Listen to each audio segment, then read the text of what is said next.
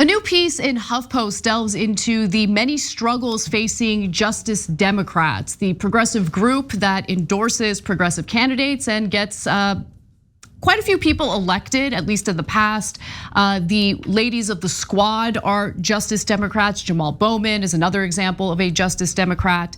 But right now it seems that the left-wing coalition is disintegrating, unfortunately, and progressives have different ideas on how to rebuild it. So I'm gonna give you a few excerpts, and Cenk is also quoted in the piece. But before we get to Cenk's quote, first the details on the Justice Democrats.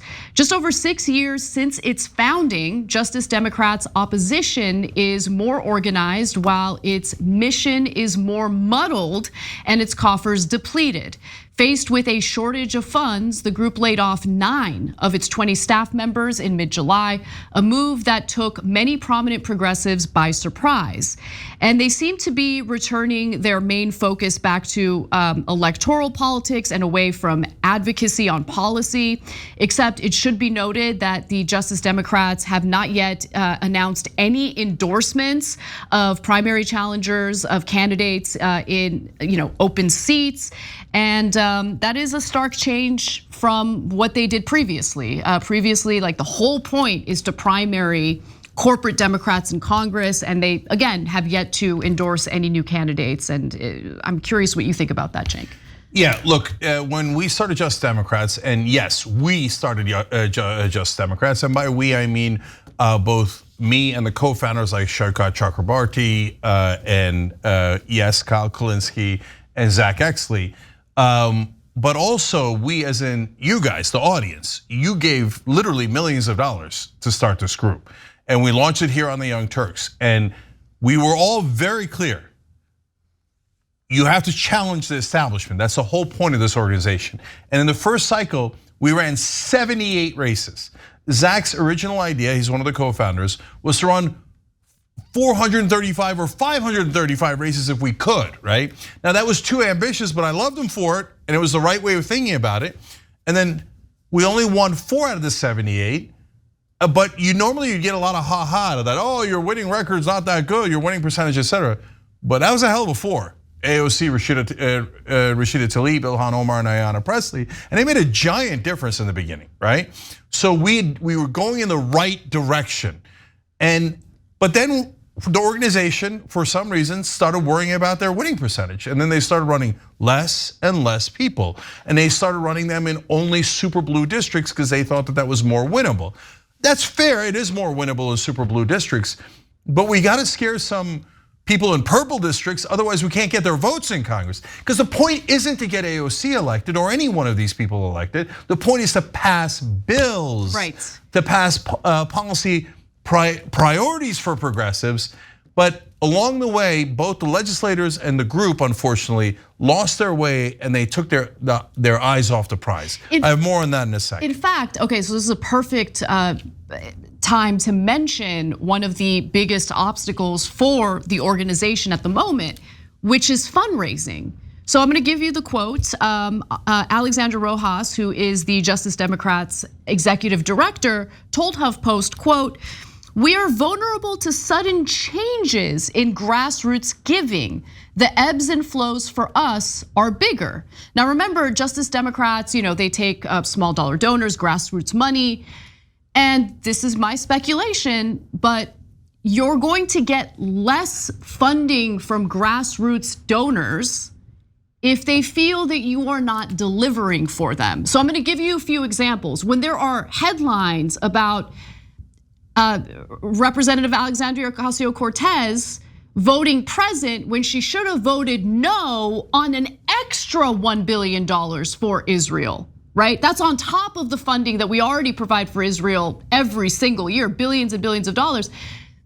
That showed a level of weakness and the willingness to honestly turn her back on the people who have supported her and promoted her and defended her as she's being attacked by corporate Democrats, right? Yeah. That's one example I have in mind. When they fail to, the latest example in my opinion when it comes to AOC, and I don't mean to harp on her, I've seen some failures when it comes to Justice Democrats in Congress across the board, but she just goes on Pod Save America and without trying to get any concessions from Joe Biden, prematurely endorses him, saying, given the field, yes, I endorse Joe Biden for re-election. And why would you do that? Look, I think Israel is an ironic example because they've actually been the toughest on the issue of Israel overall. 9 just Democrats voted against, saying that Israel is not a racist state, and they held the line even though they got a lot of blowback from Washington. And all of this is nuance. And by the way, Alex Rojas was definitely part of the initial leadership team and was a huge part of the successes that happened, and that's why she got the executive director position. Corbin Trent was an incredible part of the organization originally, et cetera, and they've done great work. Just Democrats have done great work overall. There's 11 Just Democrats in Congress when nobody thought that that was possible. Now, having said that, look, on economic issues, they just didn't fight, and so I don't think it's speculation at all. I think it's stone cold fact to say that you're getting less grassroots funding because you didn't deliver. And that breaks my heart because we started Just Democrats together. And I want to come out here and tell you we did deliver and we did awesome. And we did exactly what we were supposed to do. It's not we anymore, I'm not part of the group anymore. But you remember when I left the group, I backed them 100% anyway, right? Eyes on the prize. How many times did you guys hear me say eyes on the prize? But when we had the prize, it's something like $15 minimum wage, I know for a fact that they chose not to fight. And they said, oh, Bernie Sanders doesn't want to fight. The legislators in the House don't want to fight. Well, who cares? Push them to fight. That's the whole point of Justice Democrats. If you had told me you're gonna get 11 Justice Democrats in Congress, I would be like, yes. If you told me they're not even gonna fight for $15 minimum wage, I would be like, that can't be right. That can't be right. That their paid family leave is gonna die on the table and no one's even gonna push back. I couldn't believe it. They're not even gonna fight for voting rights. And that they were gonna go with a strategy, and this one is on Pramila Jayapal. And I asked her to be a Justice Democrat personally, and now I completely regret that. Her strategy was trust Biden. How'd that work out for us? It worked out terribly. We didn't get any of our policies. The only thing we got was we got some action against climate change in the Inflation Reduction Act.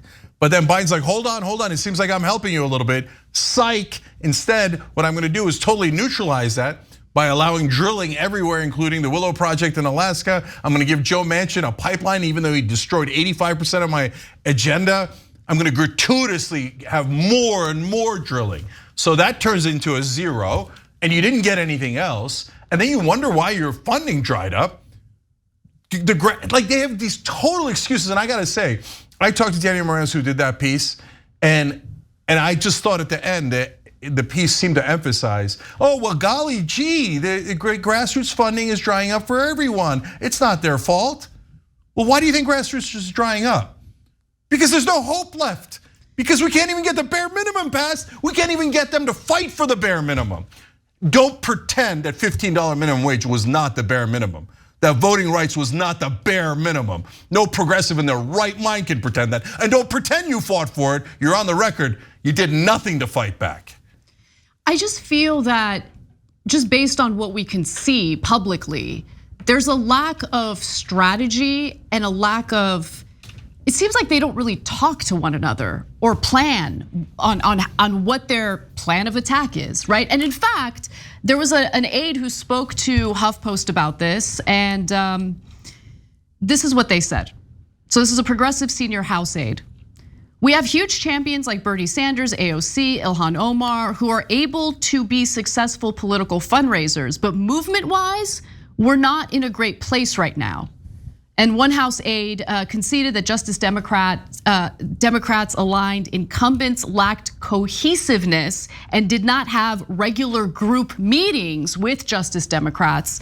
Other than some Israel bills, we never talked about legislation.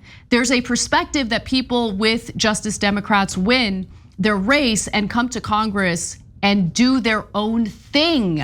That's not a perception. That's a stone cold fact. Yeah. That is absolute reality. And you guys have heard me allude to it before. I don't reveal private conversations, but I tell you generally, I was shocked to find out there's no strategy, no planning, no leadership on anything. And that's not just Justice Democrats, that's also other so-called progressives in Congress. Yes, that includes Bernie Sanders, Elizabeth Warren. Nobody ever talks to anybody They don't coordinate. How the hell are you gonna pass something if you don't go and talk to people and you don't have come up with a plan, a strategy? Look, and then if somebody proposes a strategy from the outside, everybody's too good now. Oh, I am a congressperson. I am a senator. Who cares? What have you done? What have you done? So do something. And guys, we're dying for leadership. So if AOC, for example, who's the most prominent of the Just Democrats, said, that's it, I'm leading. I would love it, thank you. Even if I didn't agree exactly with the plan. And even if I thought, well, I would do it in a different way. Who cares? At least she's leading. At least she's bringing together a coalition. She's fighting back against the establishment. Did it happen? It's a verifiable fact that it didn't happen. And so it breaks my heart to tell you that, but that's the situation we're in. I hope that some of this gets through and they begin to realize that they've let the grassroots down. You can't say, oh, I let you down, I didn't get you anything you wanted, but give me money. But give me money anyway. That is not a compelling argument. But my guess is they won't listen to anybody. They have Washingtonitis. All of them do. All the reporters do, all the groups do, the legislators do. What is that? They think that Joe Biden actually got a lot done. They're so happy and proud of themselves. They're like, what do you mean? We got a little bit of climate change in there. Yeah? And people are still complaining. Look, guys, in Washington, that might work in the bubble because everybody's nuts in Washington and everybody on cable news is just as nuts. And they're like talking about how Biden's FDR. But for the rest of the country, they're like, where the hell is higher wages? I mean, Joe Biden didn't even offer the public option, let alone Medicare for all. And you never held him to account. Did a single Justice Democrat ever say Joe Biden is a liar? He said he'd do the public option. Not only did he not do it, he didn't even propose it. Joe Biden said he'd do $15 minimum wage and he threw it under the bus at the first opportunity. Did any of you call him out on that? No, they went with the trust Biden strategy that got their ass handed to them. That's a fact. Well, a former Bernie Sanders campaign operative, Karthik, are you familiar with Karthik? No.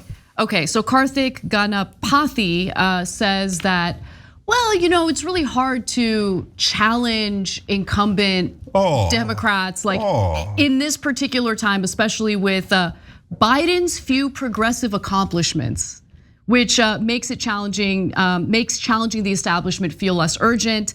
Because Biden got progressive accomplishments on Planet Xandu or wherever the hell this guy's on. So this is the co-founder of Left Flank. Are you? Okay. When there's a big gap between where the president is on legislative priorities and where the left is, it becomes really important for the left to take on a more confrontational posture. But comparing, for example, the role of single-payer advocacy groups during the Affordable Care Act fights versus the role of groups like Sunrise Movement in the Inflation Reduction Act process, it's night and day. I generally think the White House and the Biden campaign see progressives as part of their coalition, and that counts for something. No, it doesn't. Legislation counts for something. You thinking you're part of the coalition and having tea with Nancy Pelosi and Joe Biden counts for nothing. Show me the bills. Show me the fight. This isn't why we started Justice Democrats, so you guys could all be famous and get along, be super comfortable in Washington and get along with your goddamn colleagues. None of us are interested in your colleagues. There's only one thing we're interested in: pass the bills. Pass the bills. And until you do that, no interest. Like, who's gonna do fundraising for you guys? Rah, rah, let's get more no bills passed? Not interesting. So they need a lot of help, and it doesn't even seem like they recognize the problem. They don't even realize they have a massive problem. It isn't because of cycles, it isn't because you didn't do your email list right, it's because you didn't deliver and you didn't fight. Thanks for watching The Young Turks, really appreciate it. Another way to show support is through YouTube memberships. You'll get to interact with us more. There's live chat emojis, badges. You've got emojis of me, Anna, John, JR. So those are super fun. But you also get playback of our exclusive member-only shows and specials right after they air. So all of that, all you gotta do is click that join button right underneath the video. Thank you.